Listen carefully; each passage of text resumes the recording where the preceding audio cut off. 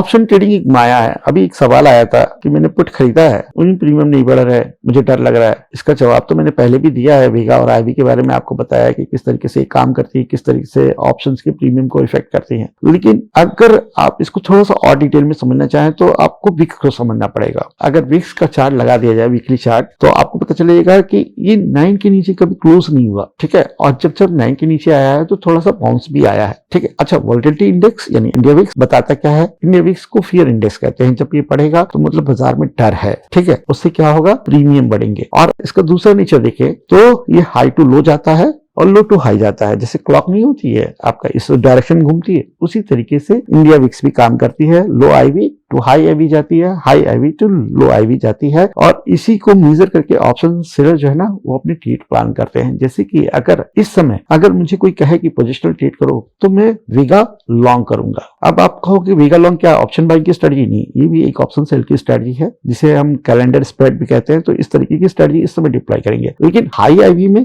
यही strategy nightmare हो जाएगी, ठीक है। वहां पर आप आयरन कॉन्डोर, आयरन फ्लाई डालेंगे या स्ट्रैडल भी सेल कर देंगे तो ज्यादा पैसा बनेगा। तो ओवरऑल समझना क्या है? क्या यहाँ पर मैंने निफ्टी के चार्ट की बात की? क्या मैंने ब्रेकआउट्स की बात की? या मैंने निफ्टी के प्रेडिक्शन की बात की? नहीं की ना। तो ऑप्शन ट्रेडिंग चार्ट बेसिस नहीं है। जो आप समझते हो ना, वो सिर्फ एक टूल है। 5% जिसका रोल है कि हाँ रेंज क्या रहेगी, किस तरफ बाजार जा रहा है, बस 95% है आपका ऑप्शंस की या ऑप्शंस के अदर डेटा को कैलकुलेट करना और उसके हिसाब से डिप्लॉयमेंट करना। तो चार्ट देखिए, लेकिन इसका ज्ञान भी जरूर रखिए कि क्या है आईवी, क्या है विक्स, ठीक है, वीगा क्या है, थीटा किस तरीके से इंपैक्ट डालेगा, ओवरऑल किस तरीके से स्ट्रेटजीज प्लान करनी चाहिए, वीगा लॉन्ग क्या है, वीगा शॉर्ट क्या है। ये नहीं है कि आप ब्रेकआउट देखो निफ्टी के चार्ट पे और उसके हिसाब से आप कॉल बाय कर लो या कॉल शॉर्ट कर दो, ऐसा नहीं होता। आपको समझना पड़ेगा कि बेस्ट कंपोजिशन क्या है, और वो आपको जब भी मिलेगा जब इन सब चीजों पर आपका फोकस रहेगा।